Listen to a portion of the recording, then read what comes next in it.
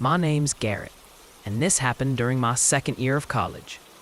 After my freshman year, I wasn't able to secure a spot in the campus dorms, so I had to scramble to find off-campus housing.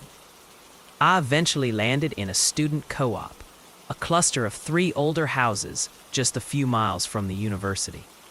It wasn't ideal, but it was cheap, and I had a bike, so the commute didn't bother me. Most of the people living there were students like me. But there were a few outliers, grad students, teaching assistants, and some older folks finishing degrees. The person who immediately caught my attention, though, was an older woman living in one of the other houses. She looked like she was in her 50s, maybe older. Her hair was gray, she walked with a limp, and she always had this distant, empty look on her face. She kept to herself, never smiled, never spoke to anyone. I figured she had some past connection to the university. Maybe a retired professor or a former student. No one really explained who she was, and honestly, no one seemed interested in asking. The first time I really noticed her was in our shared kitchen. Later that night, I asked one of my housemates about her. He shrugged and said she'd been around forever. "Just ignore her," he said. "She's weird but harmless." I tried to brush it off, but things didn't stay harmless. One night, I left my room to grab something from the kitchen and nearly walked straight into her. She was standing right outside my door. It was past midnight. The house was dead silent. I jumped back, heart pounding. She didn't flinch. She just turned and hobbled away like I had disturbed her.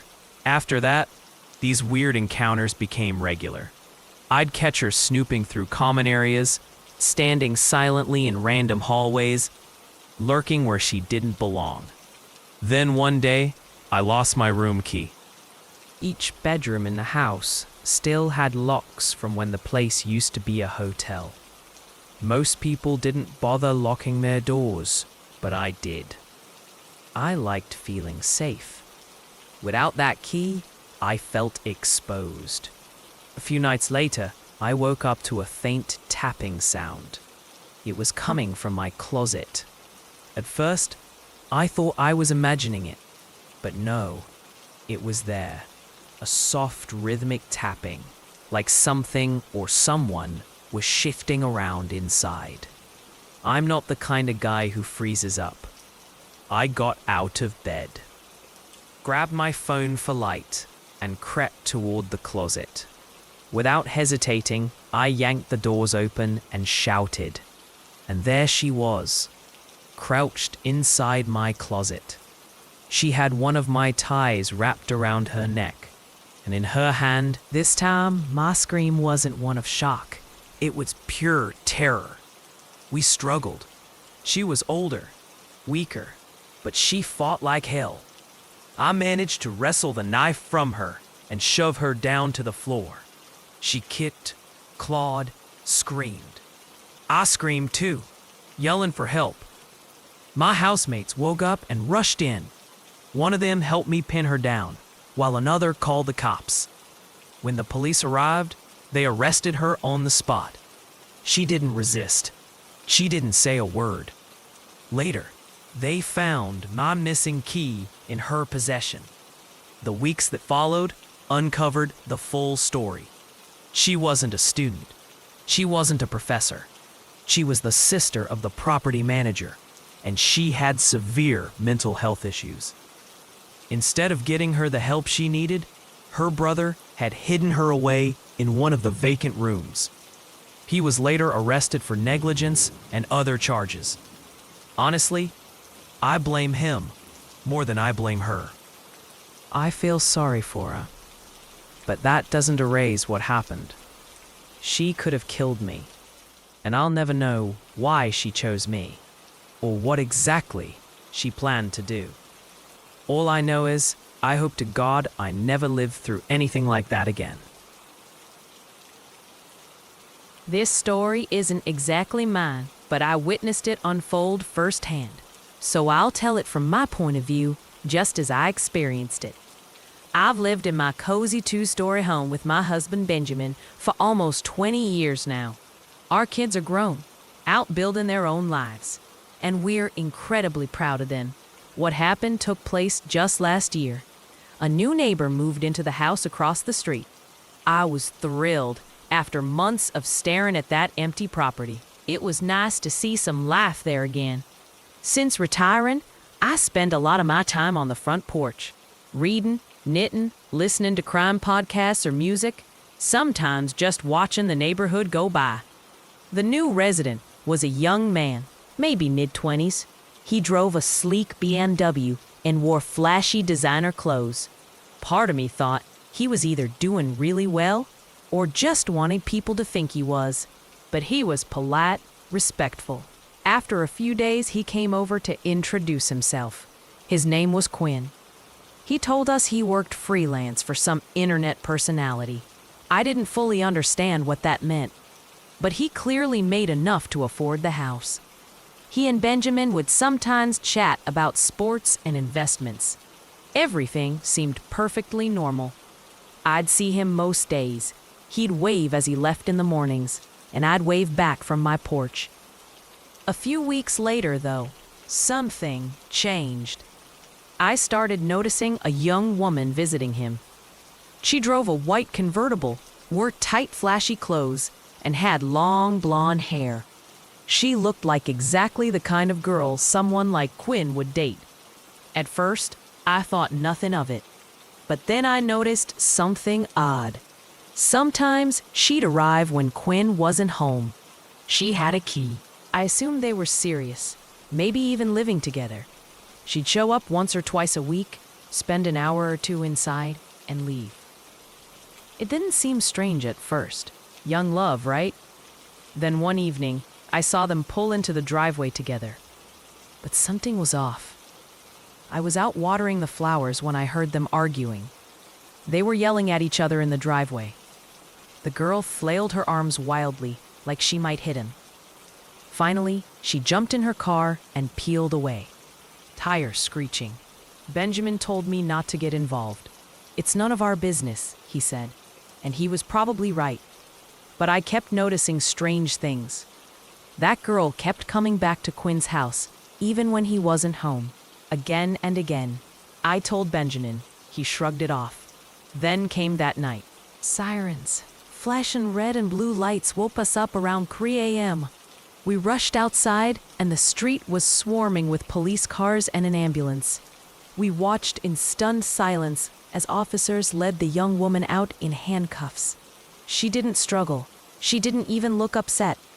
And then they wheeled Quinn out on a stretcher, covered in blood. I nearly screamed. We didn't see him for days afterward. The worry gnawed at me. I sat on the porch for hours, hoping for a sign he was okay. Finally, he came home. Benjamin and I crossed the street to check on him. He welcomed us inside and told us everything. The girl, her name was Ellie, had secretly made a copy of his house key without him knowing. At first, she just helped herself to his things: money, jewelry, fancy dinners. When he refused to keep spoiling her, she got angry, really angry. Then Quinn found hidden cameras in his bedroom. Ellie had planted them there. She was spying on him. When Quinn tried to break things off, she lost it completely. The night of the incident, she showed up with a knife. She attacked him. He fought her off, barely surviving. Doctors told him he was lucky. If the blade had been just a centimeter closer to an artery, he wouldn't have made it. We tried to offer him comfort, but it was clear he was traumatized. A few weeks later, he moved away. He said he didn't feel safe anymore, not just because of Ellie, but because he worried about who else she might have told about him. We never saw him again. Every day, I say a little prayer that he's somewhere safe now. No one deserves to go through something like that. When I moved into my new house, I was hoping for a fresh start. I won't get into the messy details, but let's just say a bad relationship forced me to leave my old town behind. I was lucky to have saved enough money to get a decent place. even if it came with a few regrets about the company I used to keep. The neighborhood was beautiful, quiet, safe. Families with little kids, wide lawns, well-kept homes. Perfect, except for one thing.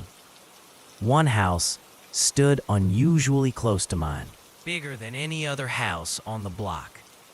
Big enough for a large family, but strangely, it seemed like only one person lived there. I made it a goal to meet all my neighbors. Everyone was friendly and welcoming. Doctors, teachers, engineers, people who had worked hard for their slice of suburban peace. Everyone, except the guy next door. When I finally worked up the courage to introduce myself, a young guy answered the door. Way younger than I expected, maybe early 20s. He had a shaggy mullet and a wide, almost too wide smile. He said his name was Damon. He was easygoing, chatty. We laughed about how weird it was being two single guys in a neighborhood full of families. He even invited me over for a drink sometime. I half joked, "Hey, why not right now?" He stiffened, glanced nervously over his shoulder, then back at me, said he was busy with work. When I asked what he did, he just said, "Finance," and left it at that. It felt off. He was polite enough, but something about him rubbed me the wrong way. After that, I tried texting him a few times to hang out. He always made excuses. Too busy, too tired, meetings, deadlines. Eventually, I gave up. But I couldn't help noticing strange things. He never left the house, never picked up deliveries, never had visitors. His car was always parked in the same spot. Morning, night, always. I work from home, in an upstairs office with a perfect view of his property. I couldn't ignore the weirdness even if I wanted to. Then one night, everything changed. It was a Wednesday, 2 o'clock in the morning. I woke up to pounding music, loud enough to rattle the windows. At first, I thought I was dreaming. But no, it was real. I stepped out onto my balcony. 7 cars were parked outside Damon's house. A party? In the middle of the week? Music blaring, laughter echoing, glasses clinking. But every other house was dark. I decided to go over and ask them to keep it down. Threw on a hoodie, crossed the lawn, and knocked on Damon's front door. No answer. I tried the handle. It was unlocked. Against my better judgment, I pushed the door open and stepped inside. The first thing I saw was a pile of shoes scattered by the door. Dozens of them. Like a real party. But the house was empty. No people, no movement. Just the sounds of a party blasting from somewhere inside. It took me a few seconds to realize the music and laughter weren't real. They were recordings, coming from hidden speakers. My skin prickled, and then I heard another sound. A low, mechanical hum, coming from deeper inside the house. I followed it, past the dark living room, through the empty kitchen, until I found an open doorway leading downstairs to the basement. I knew I should turn around, but I couldn't help myself. I crept down the stairs, moving as silently as I could. The humming got louder. At the bottom of the stairs, through a half-open door, I saw them, 3 men, way older than Damon, dressed in work clothes, goggles, and rubber gloves. They were crowded around something I couldn't see. The smell hit me next. Bleach and something much worse. Rot.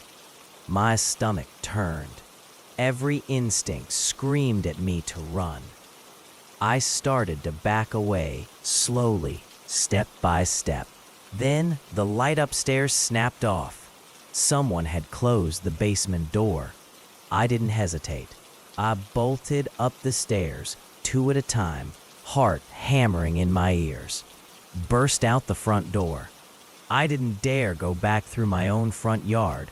I sprinted around the block and climbed over the fence into my backyard. Once inside, I locked every door and window.